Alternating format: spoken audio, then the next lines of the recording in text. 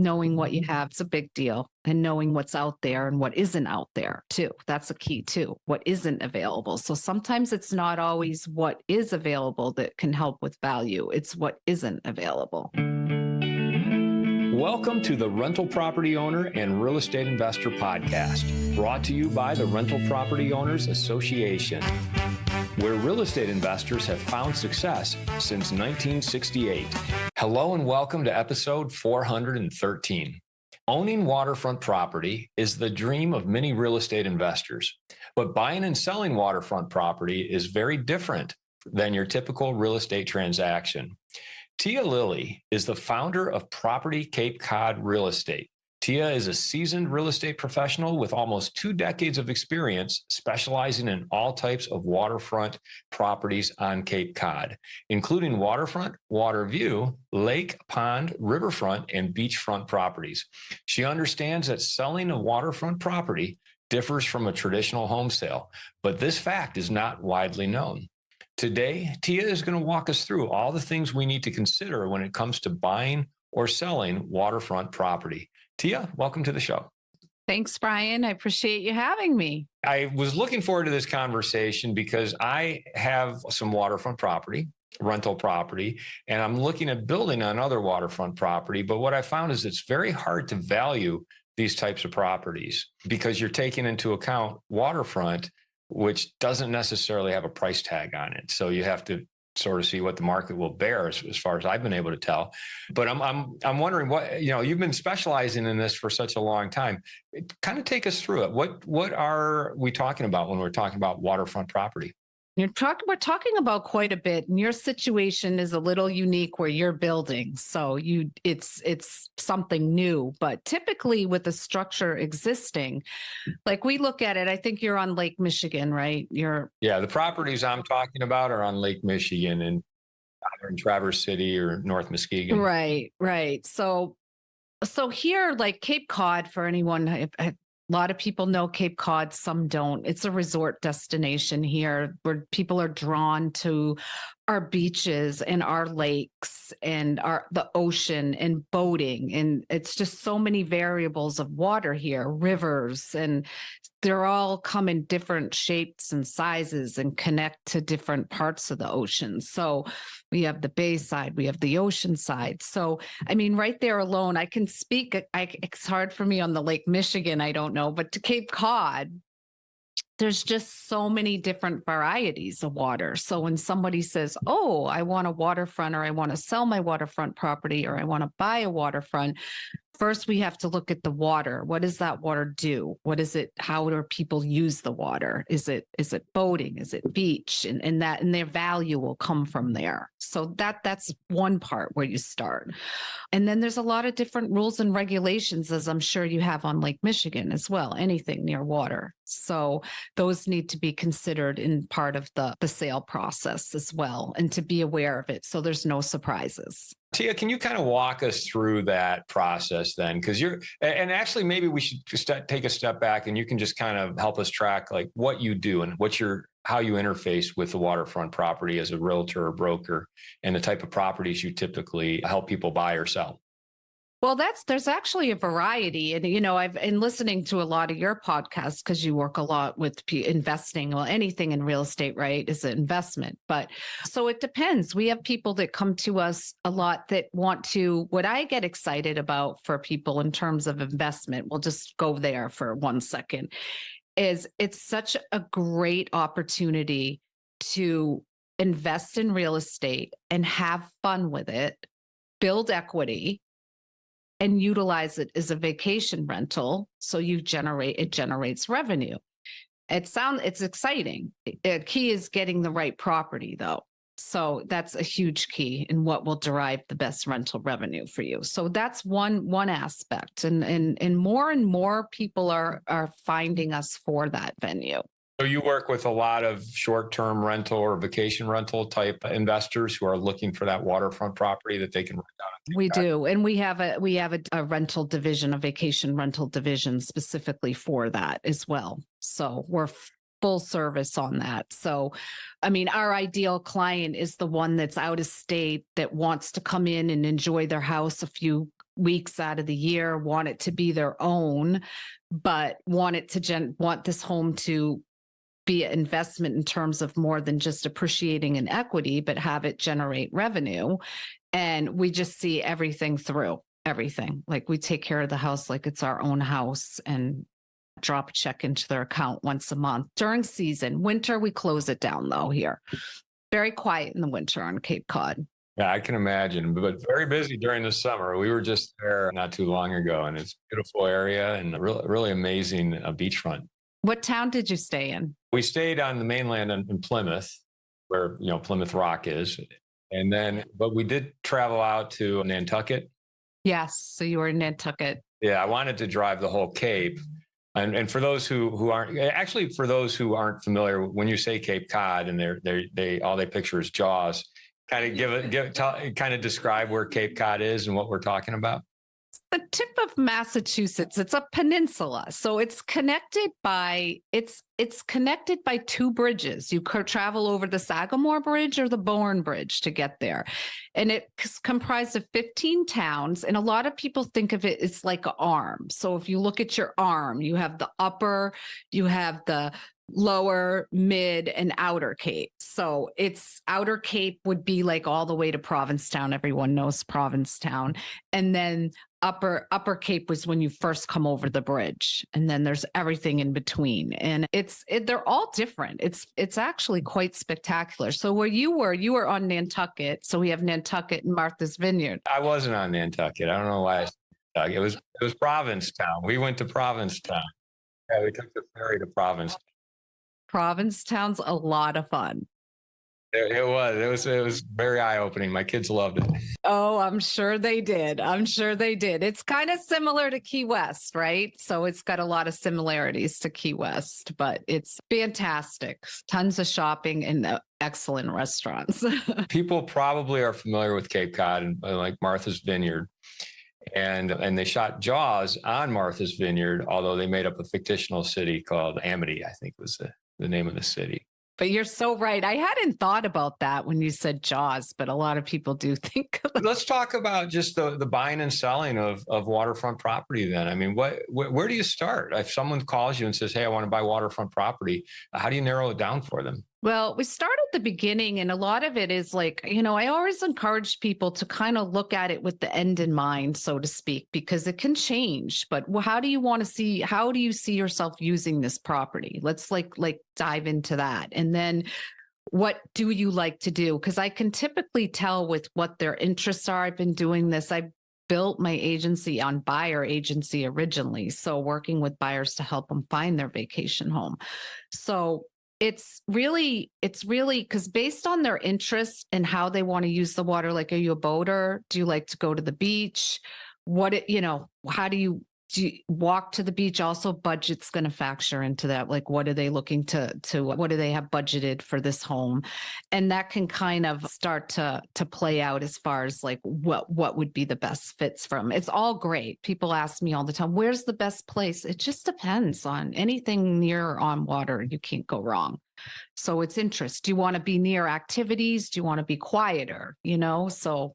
And what affects the price? Like what would make waterfront more valuable and what would make it less valuable? Anything on water is definitely valuable, but it's depends on how you can use the water. And the most expensive on Cape Cod typically would be beachfront. Anything that has any type of beachfront. And then the factors to think about, do you own the beach in front of you? Or is that just you own to the edge? So there's different variables. On Cape Cod, can you own the beach? Yes. So it's like in Michigan, the Lake Michigan, I think a lot of that beach is public. Like you can't ownership over that. And on the Cape, some of it is public and some it is private owned. So is that important to you at all? That privacy aspect. So it's really kind of getting in. And a lot of times I find the process changes. So you have to go, like I always encourage my clients, don't feel bad. Let's go look at them. You have to go out and see them. And then you think you want something and it can change directions. Some people know and it doesn't. It's like, this is the house. This is the one. But others I've worked with for years and it changes directions. It's okay, we want this. We got to look at them to see. So, beachfront, I mean, a lot of people are looking for pools now. So, they want waterfront with a pool. And some want a waterfront with a pool in a deep water dock. So now you have various levels of dock. So if you say to me, Brian, hey, look, my family and I, we love boating. We want a dock. I'm going to have to now ask you questions about that boat because does that boat, the draft, how big is the boat? What draft does it need? Because you don't want to be all excited about a house and you get there and you find out you can't get your boat out to the main ocean because it's got to go through tides or so forth. So what does boating look like to you? It's different for everybody. So some people are out in the main ocean, traveling to Martha's Vineyard in Nantucket and wherever. Others are, for example, I like to boat in Bass River. I put around Bass River in my boat. So it all depends on what that is. So that's a big piece of it because people look, and is the dock licensed? So just because it has a dock, did maybe the owner put it in 10 years ago under the radar and it never went through the proper channels to be licensed? So these are all things that to just so there's no surprises. Is there some regulatory agency that if you wanted to put in your own dock or seawall or anything that you would have to go through a process to get that approved? It's quite a process, actually. And it starts with hiring an engineer, and then it has to go through the town approval, and then it goes through the state approval. So all in all, it can take about a year to get approved. That's if everything goes well. So sometimes just because you're looking at a property that doesn't have a dock, but to the right and left of the property, they do have docks, does not mean you'll get a dock on that property. They have to do surveys. They survey for shellfish. They survey for these species. They have all kinds of surveys it's got to pass to even get to the next level. So you really have to be aware when you're buying waterfront property, and not just in Cape Cod, but anywhere. Like, what are the regulatory agencies? What are the hoops you're going to have to jump through to maybe put improvements in or do what you want to do? Do you have any stories of people who have bought waterfront property and then realized, oh, wow, this isn't anything like what I thought I could make it? I've read a lot of stories and I read a lot of state case studies on it. And I've heard a lot of stories, but I really try to be proactive. So my client is never, ever in that situation. So when they buy something, they know what they can and can't do before they buy it. So there's no surprises. So there's a lot of due diligence done. How do you accomplish that? Like, tell us about the due diligence you do on these properties. Oh, it's so boring, but I'm happy to share it. It's actually, to me, it's not. But like, I started the town departments. I started the registry of deeds. So a lot of times I do preliminary. I let them all know I'm not an attorney. I'm not, but I can go through, you do this long enough, look for outstanding orders or look for orders of conditions that are recorded there to see if they have to keep up with anything. This is something that maybe the town will say, look, you have to plant X amount of plants every single spring. So, you want to look for anything that's there, and that would be recorded. So I go through all the town departments. I go through conservation. I talk to someone in conservation to get their take on the property too, and just make sure what I'm reading, I understand. So when I do send over this information to my clients, that I can explain it well to them. So they at least know what can and can't be done. And same for the sell side too, when you're listing. Because this way you can add value to the property to get the seller the best dollar value at the best terms too, if you understand what you have. I'll give us an example of how you would add value that way. Let's just take, like, since we were talking about a dock, for example. So I do the due diligence. So let's say I have something, so I'm listing a property on the river, deep water dock. I do my preliminary homework to make sure that dock is licensed and in good standing. This is also something that you can advertise and you can talk about in your showings, because if anybody's looking around, they probably have come through a few docks that aren't, so this are not always, or maybe somebody added on to their dock and they weren't supposed to, or, so it can be a it can be very important to know that you have a legitimate deep water dock that is all on the up and up and approved. That I think there's value there for sure. How much, let's say it's not, and you're working with the seller, how much would they typically need to spend to bring it up to code or whatever? And how much would that yield? It depends on where it is, the town, the location. So I think a lot of that is factoring that into your price and knowing that is going to also, because look, somebody that does their due diligence, you want to know things ahead of time. You don't want to negotiate a price. Now you're in the middle of the sale and now this comes up and now they're going to try to, have my client reduce the price substantially to go forward. So you want to just, even if they don't want to update it, you just want that information up front so there's no surprises and the sale runs through smoothly. That's my philosophy anyways. Sometimes you can get it up to date, but it's a long process. You do work with investors who want to buy a vacation rental property on Cape Cod. Can you talk about that process? Like, and give us some examples of actual numbers. Like if I came to you and said, okay, I want to buy a property on Cape Cod that I can visit once or, for 1 or 2 weeks out of the year, but then rent out the rest of the time and make a profit. Make some money. Yeah. Yeah. What would you tell me? And what process would you take me through?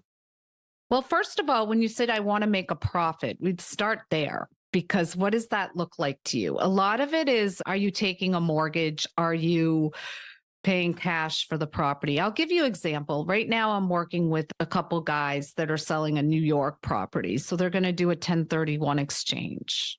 And they're selling their New York property for substantial money. It will be over a couple million. And so they don't want to get taxed on this money. So I said, hey, they're like, what do you think? I said, this is a way that they can generate income. So they're going to sell New York, buy a Cape property just strictly for rental. So I'm going to say, like, for them, properties that I'm looking at will generate a couple $100,000 a year for them once we get it really going, between 200 and 300,000 a year. So it depends on what your numbers, and then they'll have expenses, of course, but they'll probably net between 150 and 2.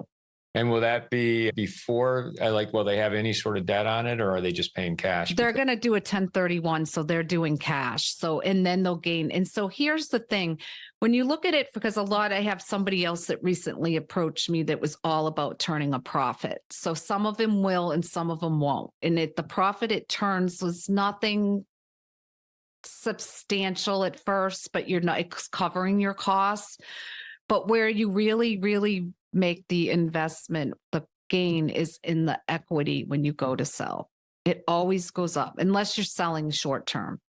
I've always advised, don't buy to sell within 5 years. But if you hold it long enough, it'll go up. Hold it long enough. We had a couple that we worked with they bought a house strictly for that. They bought it for $2.2 million. We generated over $200,000 a year in rental revenue. And last year we sold it so they had it 5 years. We rented it. They sold it for $4.4 million. And that was a 5-year. And I mean, that was a little unique because of COVID, definitely unique. But even without COVID, they would have still made a decent profit. And if they were selling it now, would they have made as much of a profit, or have values gone down because of higher interest rates? See, in my opinion, this is where I probably differ a little bit. I don't think, it depends on how you look at the values. I don't see them going down on the Cape at all. Will people have to get more realistic about their prices? That's what's going to look like out to the public. And when we start coming out, they're going, the Cape's down. But is it really down? We just appreciated over 10 years and a couple years. Like the prices went crazy. So I think people are going to have to be more realistic, but they're still at a much higher. They're still doing very well. I don't know if that makes sense, but going back to the 1031 exchange and your clients who are doing that, I want to bring up something that one of my previous guests, Dave Foster, who's a 1031 exchange expert said that really stuck with me. And that is, you can buy your dream home as through a 1031 exchange. And as long as you rent it out, I can't remember if it's a 1 year or 2 years, you can then move into it and take possession of it. I think it's a couple years. Yeah. And then you can, yep, exactly. Exactly. Yeah. And you can enjoy it still too and have vacations. Yeah, you can still vacation there, rent it out as a rental. And then after 2 years, you can move into it. You did a 1031 exchange into your dream home. Yeah. Or keep it and just have a vacation home and still rent it. I mean, there's so many options. That's why I think it's exciting. I know you're more in the multifamily. Yeah, multifamily apartments and things like that. I mean, Cape is small here, so it's more vacation destination, but it's so much fun because where can you invest and make money and have like a nice vacation? You can't do that with stock market or in your 401k or it's great. And I'm not going to vacation at Apple or Tesla. Oh, no, exactly. So getting back to the investment opportunity. So this is like you're doing higher end vacation rentals on Cape Cod. Typically, what I'm hearing you say is that your clients are buying with cash. A lot of cash these days. I mean, are there loans do you typically see them leverage debt through loans that are available for that type of property? Definitely. That's a little bit more challenging though right now with the rates up. So I think a lot of people are thinking, and I still think it's great to do it. You just got to find the right property. Rates will go back down again. I believe they will anyways, maybe later next year or something, but I think they're going to go down, and then you refinance at that point, but the properties are still going to go up, the good ones, so to speak, good locations. Since you manage, or your company manages, short-term rental or vacation rentals on Waterfront, what are some of the expenses that you need to pro forma when you buy waterfront property? That you don't incur, like you got to look at flood, you got to look at insurance. Even if there's some waterfront properties that they're not in the flood zone because they've been elevated out, but it's still good to talk to your insurance agent about that. And also so you have the insurance, you have maintenance. It will take a little bit more on the maintenance end of it on the water. You just got the winds, and it depends where on the water. There's some that are sheltered. You do have to take care of your dock. Usually you pull that in and pull that out, or have something in place that protects it throughout the winter. So these are some other expenses, and it's really not a lot. It depends on how the winter we get though, as far as the maintenance to the outside. That needs to be done more often to homes. Do you get some pretty harsh winters on Cape Cod?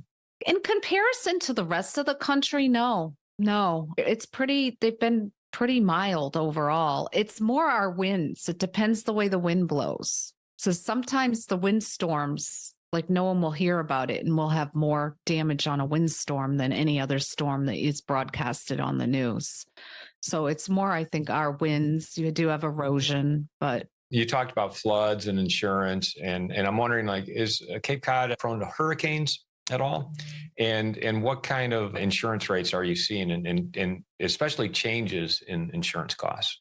We've been fortunate, really fortunate, and I'm not real great with how, I don't even know how to explain it, but because of where we're positioned here on the Cape and because of the water, we have had hurricanes, but I'm not a knock on wood, I just we're pretty lucky. I think it's how we're positioned here. So we do get storms, don't get me wrong, but we haven't seen, my heart breaks around the world, all these catastrophes with weather. And I just think all the time, how lucky are we? We don't really have to deal with anything major. It's really more the wind. I think the way the wind blows, you can have a rough year if the wind's blowing a certain direction that no one would even think that would affect our homes and our beaches. But yeah.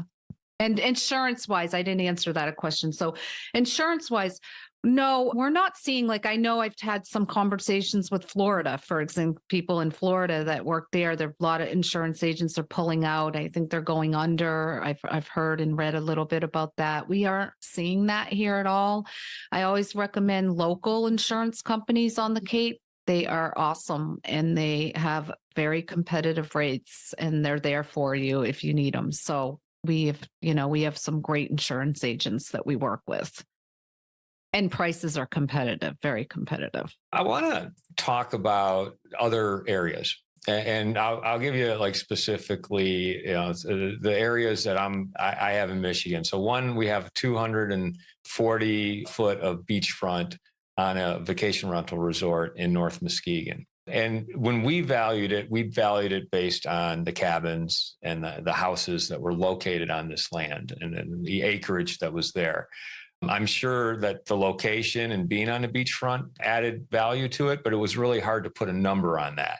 So I'm wondering, like, what do you typically do or see done when it comes to looking at beachfront property? And I realize you're focused on Cape Cod, but in other areas, what would you advise as far as putting a number on what that beachfront is worth? Think about it this way. So if you took those cabins and those properties that you valued, right, and you pick them up and you put them somewhere away from the water. Let's just say in Michigan, somewhere in central where there's not, you have to drive to get to the beach. I would, how much, what's the value of that when you put it in there? Yeah, let's say the value goes down by 40%.